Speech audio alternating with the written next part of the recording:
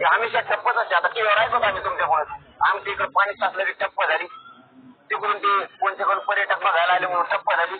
रेल्वेचं ब्रेकच बिघडलं, तिथं गेअरच उपसून पडला खाली, त्यामुळे ठप्प झाली. गेअरवर मसळी झोपल्या, त्या रुळावर म्हणूनच ते झाली. आम्ही काय करावं? गेअरवर मसळी झोपल्या, त्या रुळावर म्हणूनच ते झाली. आम्ही काय करावं? एखाद्या विमानाला कबुतराचं ढकल ठप्प झाली, त्याला आम्ही काय करू? एखाद्या विमानाला कबुतराचं ढकल ठप्प झाली, त्याला आम्ही काय करू? तुमचे ट्रॅफिक जॅम होती, सिग्नल होते, आमच्यावर ढकलू नका. आम्ही यांना 2 वर्षापासून सांगतो आरक्षण द्या. त्याच्यानंतर 3 महिने झाला आम्ही याला फोन करून सांगतो द्या म्हणून. काय तुझी आमची त्याने 3 महिन्यात मार्ग नाही काढला, म्हणून आम्हाला मुंबईला यायला लागतं. चूक सरकारची. मुंबईकरांनी सगळा दोष सरकारला द्यावा. होईल तरंगे, होईल तरंगे, होईल तरंगे. तरंगे काय दादा झालाय? तरंगे यापूर्वी सुद्धा बेकायदेशीर वर्तनासाठी मुंबईमध्ये येऊन धुडगूस घालू, मुंबईला वेठी धरू, तेव्हा डॉक्टर गुणरत्न सदावर्तेच होता. वेशीमध्ये कायद्याचं उल्लंघन करून येता येत नाही हे दाखवून दिलेलं आहे. शिकलेलं आहे तरंगेने कायद्यातून.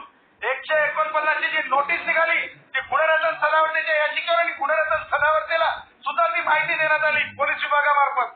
त्यामुळं तरंगेनी स्वतःच्या फ्रस्ट्रेशन मध्ये नैराश्यामुळे शरद पवारांसारखे फुगवतात असं फुगू नये, शरद पवारांसारखे फुगवतात असं फुगू नये आणि मराठा भावांनी सुद्धा त्यांच्या नादी लागू नये हे मला डक्केची छोटं सांगा.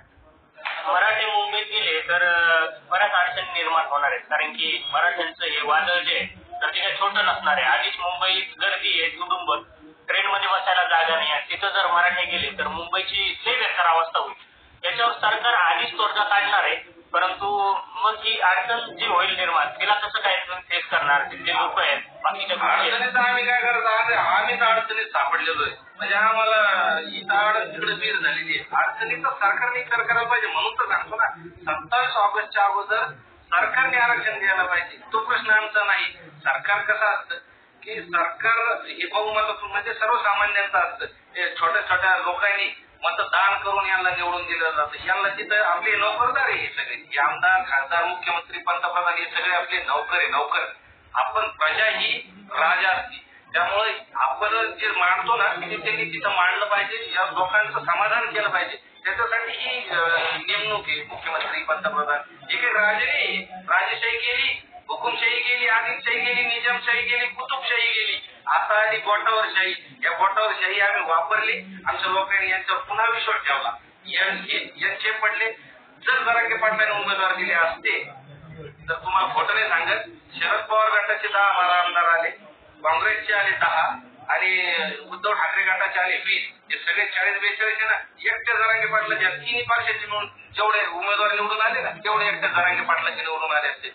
पण त्यांनी बघितलं की आपल्या लढ्यामध्ये सर्व राजकीय पक्ष, सर्व जाती धर्माचे लोक आहेत, ते फुटू नये, त्यांच्यात वाद निर्माण होऊ नये आणि राजकीय महत्वाकांक्षा आमची नाही. आम्हाला पाहिजे फक्त मराठा समाजाला आरक्षण. त्यामुळे त्यांनी राजकीय भूमिका तेव्हाही घेतली नव्हती.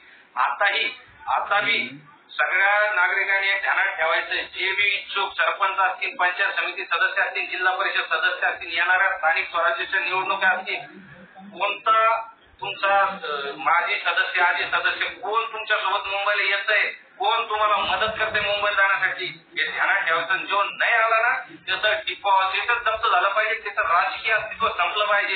ही भूमिकेत मराठा समाजाला आला पाहिजे. ही शपथ घेतली पाहिजे. तुम्हाला शपथ आहे छत्रपती शिवरायांची, तुम्हाला शपथ आहे छत्रपती संभाजी महाराजांची, तुम्हाला शपथ आहे त्या प्रत्येक बलिदान गेलेल्या युवकाची की आता नाही तर कधी नाही, जो घरी बसला तो मराठा कसला. ही